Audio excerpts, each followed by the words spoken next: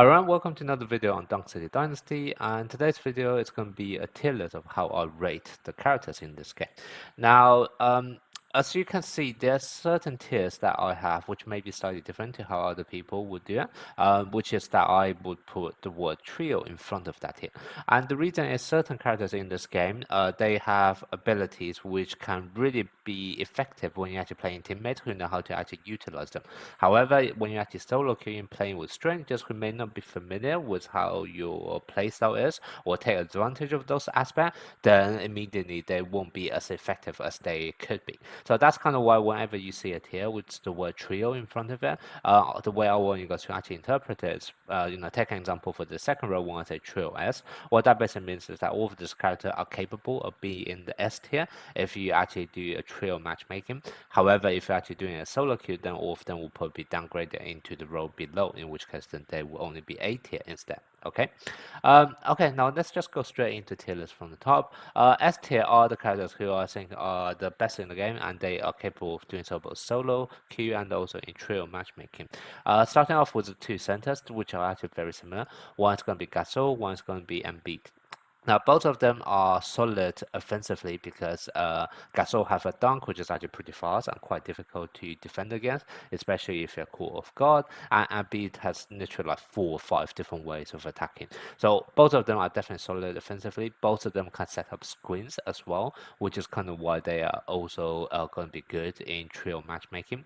Then defensively, Gasol actually has a 360 block angle when blocking all kind of dunks and layup, whereas Embiid only have a 240 by default until later on in the match when his passive actually activates, then he actually gets 360, and that's for both dunks and also for perimeter attacks, etc. So that's kind of why I do consider the two to be very, very similar and of the same tier. Gasol is probably a bit more dominant throughout the match, whereas Embiid probably is going to be slightly weaker at the beginning before your passive build, but then after your passive has actually been completely stacked up, you don't have the ability to shoot three, you have a massive block angle in the whole court, so that's kind of what Embiid is probably slightly better towards the end of match, whereas Gasol is just consistent throughout. But both of them are definitely S tier in my opinion. Then the next character is going to be Jason Tatum. He, to be honest, is probably actually the best character in the game in my opinion, purely because he is so versatile that he can literally play all 3 positions. So he can definitely be a center, he can be a forward, which is his natural position, and he is also capable of being a guard and pick up all of the scoring for your team. So definitely, if you have one good Tatum player on your team, he is able to fill in whatever gap your team may be missing. So that's kind of why he's also going to be S tier. And then the last person is going to be SGA. Now I pick him ahead of all of the other guards because he actually is capable of going ISO, and as a result, he is great for solo players, unlike others who may actually need screens and therefore make them only good in trio matchmaking. And then even when you're actually talking about trio aspect, SGA is still very, very solid because one thing in trio is that a lot of time you would be assisting defense, or your opponent will be assisting defense to go to. However, SGA does have this ability where the contest area for anyone who's still not the right matchup for him is actually going to be reduced. So he's not actually afraid of people assisting defense or double team on him. So that's kind of why he's good, not only in solo but also in trio matchmaking. Okay. Then the next tier are going to be the ones who I think really, really shines when you actually play with the familiar teammates, etc. However, if you actually solo queuing, then they'll probably be downgraded. Starting out with Jokic, I think he's a bit of an obvious one. His main selling point is that the fact that he can set up the best screen in the game. Now, if you don't actually have guard players to take advantage of that, then essentially you are ruining him. And why would you pick him when you are not even utilizing his screens, right? So that's kind of why I only consider him to be S tier when you actually trio. Then the next person is Giannis. Giannis is a bit of a special case because he is actually good enough to solo queue because he can do a bit of everything. He definitely can rebound, he can block, he's fast enough to go around the field to assist defense, and worst comes to worst, he is able to score a lot of dunks purely because he would win those contests. So even if your opponent actually know the block timing and positions, etc., doesn't mean they can't just stop you. So he's definitely good as a solo player. However, I think he's even better in trio matchmaking because his main gimmick is the fact that he is absolutely unstoppable when his ult is actually on. However, in order to actually reach ult quickly, a lot of time you actually want him to score some highlights. So what I mean is that, for example, before your teammate actually score, he will pass the ball to you so that you can get an assist and therefore get an extra morale. However, when you're actually in solo matchmaking, your teammates may not think about aspect like that and don't actually give you those opportunity to get extra morale to build up your ult faster, which definitely is going to affect him. And worst case could be, when you actually have your ult activated, your teammates still dribbling around, driving around, and not actually passing the ball to you, and therefore actually waste your precious time for your ult when you're actually, capable of, secure points. So that's kind of why I do feel like, he is completely capable in solo matchmaking. However, he would really, really shine when you actually trio, when you actually have teammates who actually understand how to get the most out of him. Okay. Then the next person is going to be LeBron James. LeBron James is an absolute monster when it comes to defense. However, he does lack that offensive capability. So that's kind of why I put him more as a trio, because you kind of need a teammate who's capable of carrying all of the scoring for your whole team. Because when you play him, you are kind of expecting him to defend everyone, but not doing any scoring at all. Now, having said that, he does have the capability of shoot an open three with one of his skills, so you can't really leave him open completely. So even though the way I think about it is that when you actually play someone like LeBron James who has three-point ability, your opponent needs to guard you all the time. They can't let you have any open shots. However, if your teammate actually pass you, expecting you to convert that point, you're not actually able to do so. So that's kind of why I think he possess an offensive threat, but he's not actually able to convert those chances. So that's kind of why I don't think he's good enough to solo into the S tier. However, trio matchmaking, when your teammate can actually carry off the offensive for you, then he's definitely up there, okay? Then we have Curry and Luka Doncic. Both of them need screens in higher competitive ranks. At lower ranks, when your opponent doesn't actually know how to mark you, it's absolutely fine. But as you progress to the higher ranks, yeah, they definitely need screens, to get those open opportunities, okay? Then the last person is going to be Thompson. Thompson is definitely the bottom of the tier because he's just not as strong as in comparison to all of the other characters here. However, I'm still going to put him in S tier when you are trio matchmaking, because first of all, a lot of time I actually think of Thompson more as a forward because he's more the attacking point. You're not actually expecting him to do too much scoring for you because it's still fairly easy to defend against him. However, one skill that he does able to have, which is that whenever he passes, he's able to sprint, and whenever possession change, so for example from defense to offense, you are able to get those extra sprint in order to create those opportunities for yourself. However, when you're doing that, for example, when you pass to a teammate, create open opportunity, you are expecting your teammate to pass it back to you. But a lot of people don't actually know that's the way you're supposed to play Thompson. So when you're actually solo matchmaking, you get teammates who, even though you have created all those space, they are not actually passing it back to you, and therefore you wasted your offensive capability, and then Thompson can only go defense, which is annoying. So that's kind of what I do feel like when you actually trio matchmaking with players who actually understand how Thompson works, you can totally bring him to another level, and then therefore he's actually able to cheat quite a few three-pointers on top of his already solid defense, which, by the way, if you guys don't know, is the fact that he can kind of like sprint suddenly towards whoever he's marking, etc. So that's kind of why he's definitely solid on both offense and defense, but that's only when you're trio matchmaking. Move on to the A tier characters who are still very, very good, but obviously just not as top tier as the S tier characters.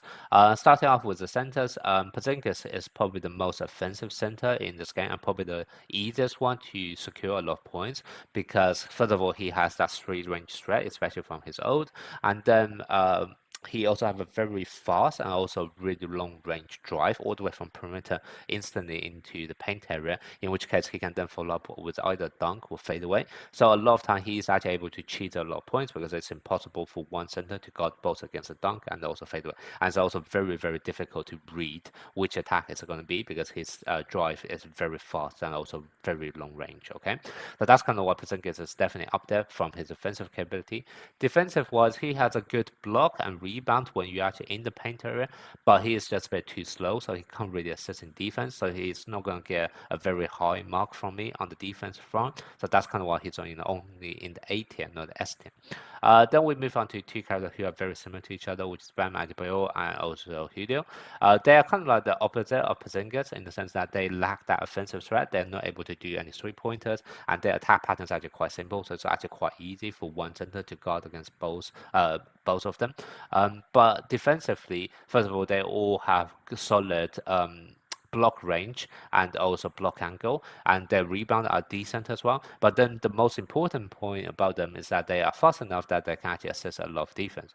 Bam Adebayo is able to refresh his cooldown a lot, so he can be sprinting like half of the match, whereas Julio have his ult, which are obviously very rapid and instant as well. So kind of both of them are definitely up there from defensive up front, but obviously lacking a bit on the offensive front. So that's kind of why they're in the A tier as well. Then we move on to Kevin Durant. Kevin Durant's a bit of an interesting one because he is definitely capable of scoring some 3-pointers and cheese quite a few points. However, at higher ranks, it's actually very easy to guard against him because the main thing I see people doing with him is his sidestep, which is very simple, so it's very easy to predict. So it's very easy to guard him by yourself, and even when you have his ult on and his step is longer range, it's still very easy for people to assist because they know exactly which direction you'll be going. So that's kind of why I don't actually think Kevin Durant, he's capable of scoring. He's definitely a lot more offensive than, for example, the likes of LeBron James, etc. as a forward. However, he's still not able to guarantee scoring opportunities, etc. So that's kind of why I don't think he's up to the S tier. And then defensively, he's also very solid. He does have that 270 block angle. But if you are not actually using him for offense and mainly for defense, then you already have LeBron James, who's obviously much better at defending. So that's kind of why I think like offensively he's not good enough to be S tier, and defensively he's not good enough to be on the same tier as LeBron James either. So that's kind of why I put him in the A tier. Now, next person is going to be Paul George. Paul George is like a weaker version of Kevin Durant, I feel like. You won't be able to find as many scoring opportunities by yourself. However, he does have a defense to offense, which basically means that as you stack up your passive, you can actually guarantee a 3-pointer, even if it has been contested, which is actually great. Not many people are able to block it. Like when you actually use Paul George ult, you are pretty much needing to block it because otherwise it's guaranteed to go in. However, not a lot of people are able to do that. So that's kind of why Paul George, I think, is still having that scoring opportunity, even if it's only like 1 3-pointer per game. That is still very good at high rank.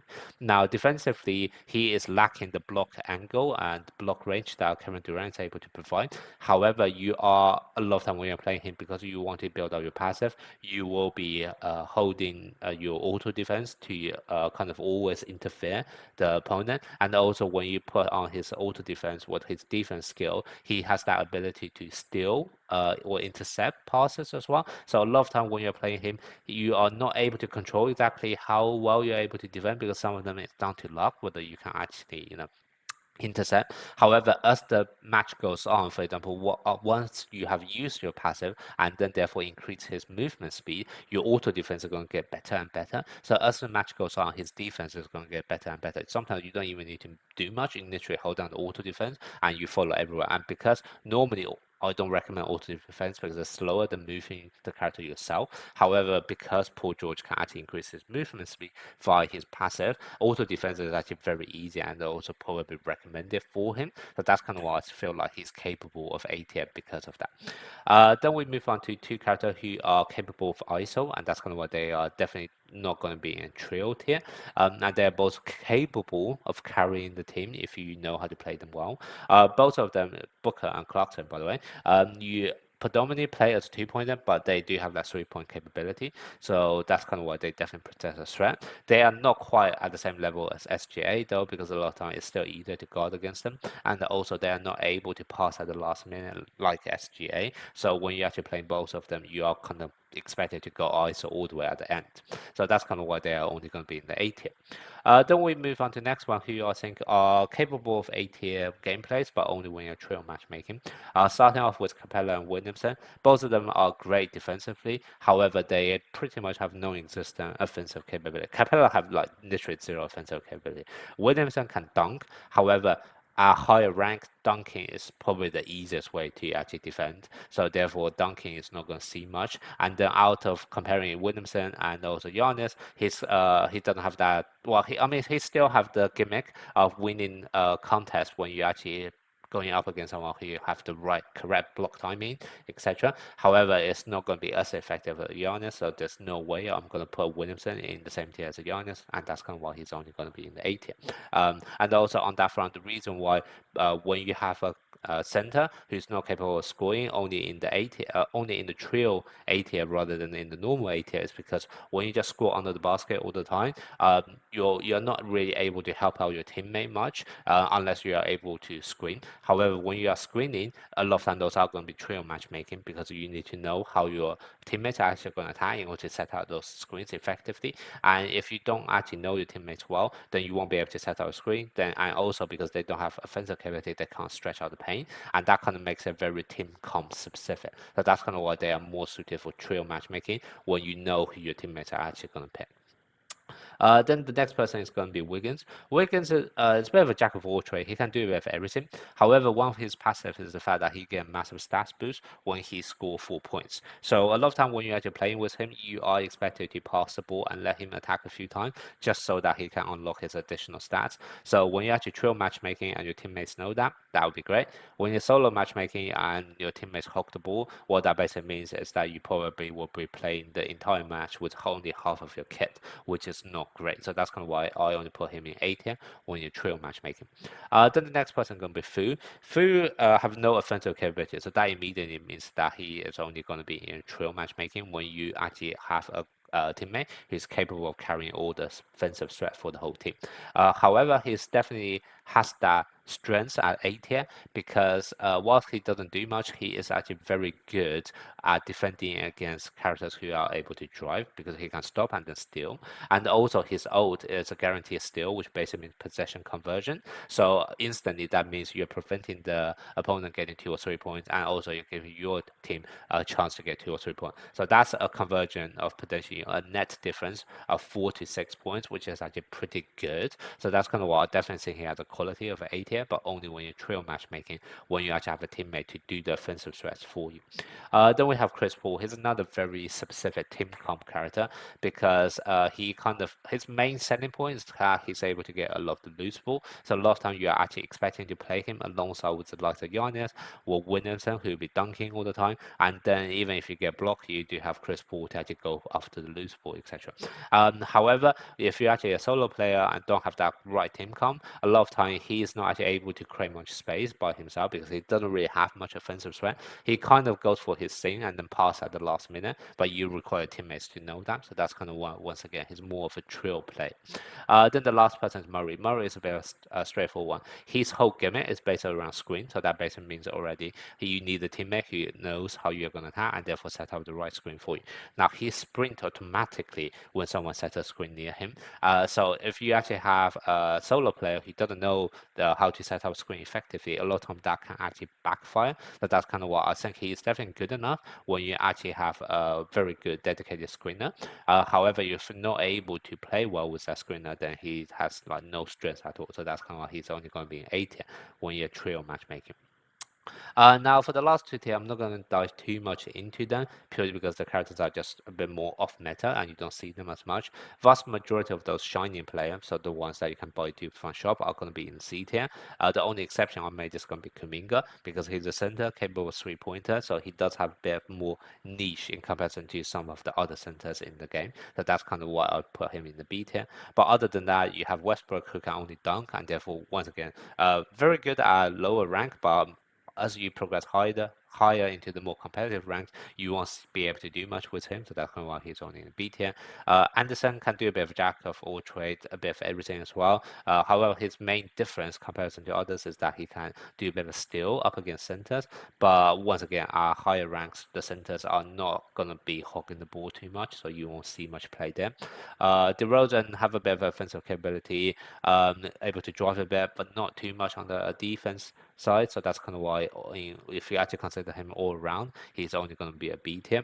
Hayward and Crawford, I can't remember which one is which. I think Hayward is the one with a catch and shoot, and then Crawford is the one with a 3-point capability. So that's kind of why they are going to be in the B tier.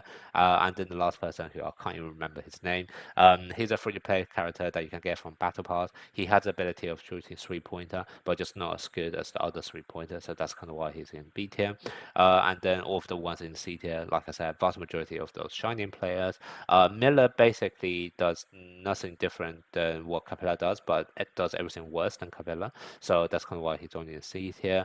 And then I think Peterson is the one who can do lots of mid-range but no three-point threat, so that's kind of why he's not even as good as kind of those players at the bottom of the B tier who at least can do have some three-point opportunity. And then I think he can only dunk and nothing else. So once again, he's like a weaker version of Westbrook and Williamson, etc. So it's not worth playing them either.